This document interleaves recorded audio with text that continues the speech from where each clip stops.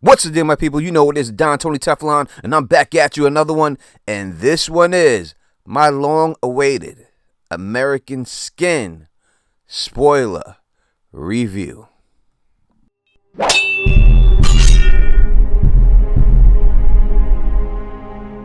Ever since the first trailer dropped, I've been highly anticipating watching this film, and I will say that it had a lot of high expectations from me to meet in order for it to live up to what I witnessed in this trailer. Now, if you have not watched this movie, let me say straight up again, this is a spoiler review, meaning if you did not watch it, you will be spoiled. So my suggestion is you watch this film, and after you've done so, come back here and check out my review. Now let's start right off the back about the movie. This movie is hard. In fact, I believe that this movie shines. Not only did he do more with less money in this film, he also made this movie hit you emotionally the way that it's supposed to. To me, he could not have done a better job with this film than he did. It was absolutely perfect to me, and I can't wait to watch it again. And I would like for you to watch it with me, because I'm going to do a watch along with this movie where you can comment to me and we can comment back and forth while the movie's going on. So please subscribe and click that bell so when I do get the watch along going, that you can be a part of it and participate. The world that Nate creates in this movie is a realistic one, and one that we have seen time and time again, maybe too many times for black people. And it definitely delves into the psyche of a parent, both parents, father and mother, of how it affects them when something like this tragically happens to them.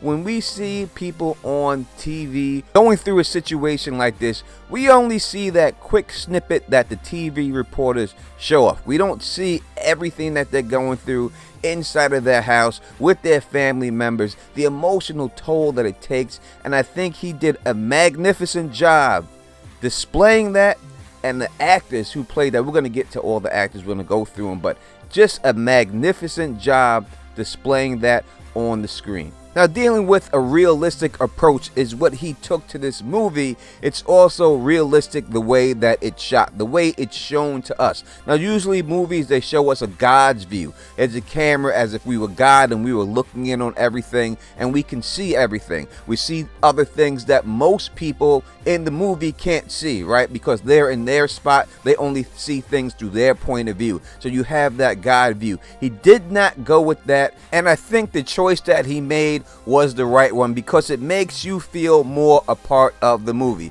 So what happens in the movie, as you know because you watched it, is that it's shot through a person making a documentary.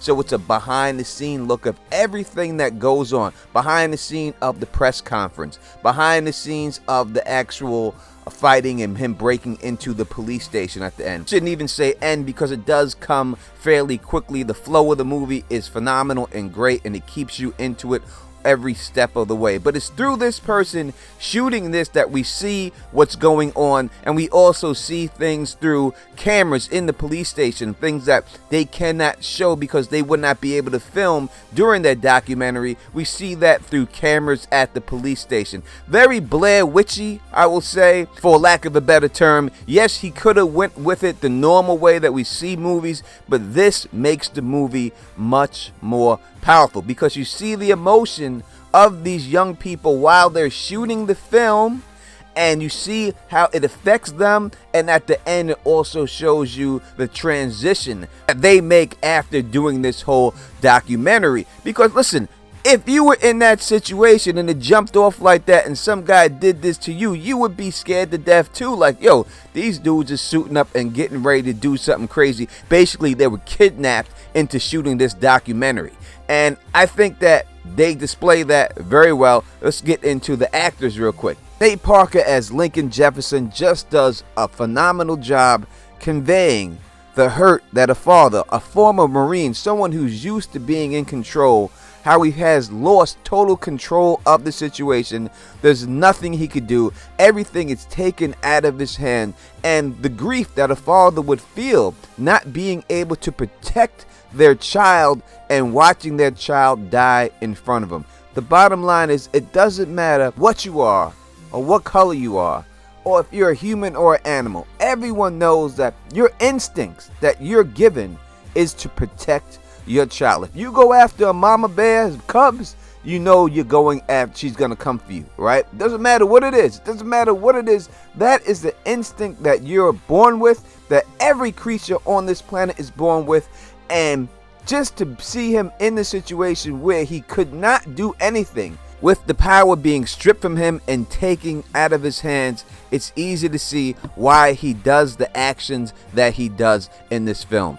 Because he does his best trying to protect his kid by the words he's saying, but as we know, when you're young, you don't listen to adults, and his son did not listen to him. So he tried to give his son the great advice that happens to everybody in the world. If I would only listen to the older people when I was younger, many things in my life would not have happened. But when you're young, you're on that, what do you know about anything? You're just an old man. I know everything. And that is exactly what his son does in this movie. Melania Jackson does the same in her role as Tanya Jefferson, and it's great when they show the scene with her and the cop trying to come to her to all of a sudden, hey, calm these people down, just go out there and say something nice so that nobody goes out there, nobody gets hurt. I think she played that part perfectly. Could not be done better. And the way that he explains exactly why they always go to the mother to go out and stop all the rioting, stop all the looting, was great, because you get like a history lesson of all these news conferences that we see, and now we can actually understand exactly why we always see people going out there and telling people, hey, stop looting, this is not what my son would want, and how it's all truly propaganda just to get what they want. Theo and Bo both play perfect New York City police officers. I could tell that one of them is definitely from New York, and I believe that's Theo Rossi, because listen, if you've lived in New York, you know a New York cop, and they played a perfect New York cop, because New York cops, they have the exact same attitude that they played them. They did an outstanding job doing that. And though we have a lot of names in this movie, the true stars of this movie is Sierra Caperty and Shane Paul. I would say Shane Paul is number one and Sierra is number two, because it's his performance that has to sell the movie, both of their performances.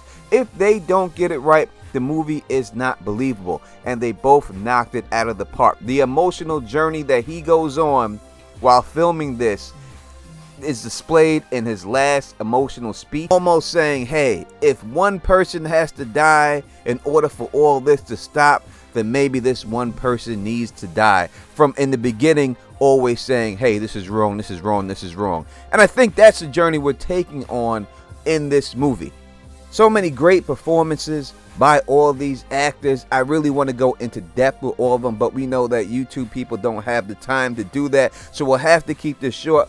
Omari Hardwick did a phenomenal job as a cancer-stricken war vet suffering from post-traumatic stress disorder with nothing to live for right now and willing to go all out because of that. I think it's going to go a long way for him not to be typecast as a ghost, what people know him as, you know. And it's hard in Hollywood. You do such a good job at one role, it's hard for people not to see you in that role. And I think that this performance will go a long way to help get him other roles and not be typecast. So what everybody really is talking about, or will be talking about, is the fact that he broke into a police station and put these officers on trial. And as I said in my trailer review, if you watch my trailer review, you will see that I got just about everything, probably 98% of the stuff right that happened in this movie, in that breakdown. It'll be linked in the description. Go check it out.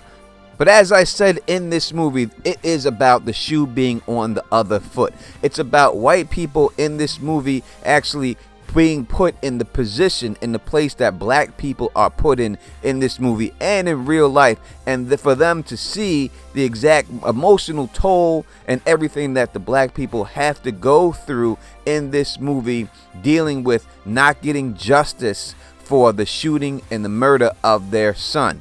And justice isn't always a conviction. It's mostly, will people be held accountable for their actions? Or will their actions just be swept under the rug? And when a black person is killed by a police officer, it just shows how black lives do truly not matter, the way that they just sweep it right under the rug because they're like, we're not going to ruin this white person's life for the death of this black person. Like his life means more than this black child solely because he's a white man. And he do a great job in presenting that, and they also do a great job forcing people to listen to each other. A lot of times the things that were said in the trial that they do in the movie are said at the dinner table or at work.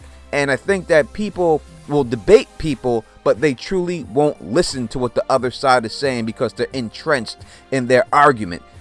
And what he did in this movie was force people to listen to both sides of the story, force people to understand both perspectives, and he did that great. Let's get to the end of the movie real quick. I know that some people will be happy and some people will not be happy that he did not shoot the cop at the end.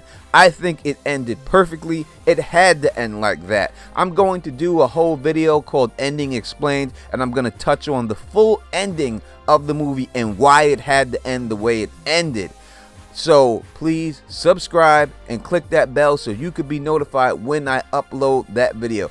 I'm going to give this movie 9.5 out of 10. It met every expectation that I set, and especially with the budget he was working with, it just showed you can get a lot out of a small budget if you have a competent director and a great vision and some great actors to pull it off. Please leave your thoughts in the comment section. Make sure that you thumbs up this video and subscribe so you can be notified when I drop the next video. I'm doing a full round table that will last a couple of hours. If you want to be a part of it, make sure you're a subscriber, and I'm going to do a giveaway for 5 copies of this movie. If this video or any video I make about American Skin hits 500 likes, I will give away 1 copy of the movie to a subscriber who leaves a comment. So make sure you thumbs up this and subscribe. And until next time, you know who it is. Peace and stay sexy.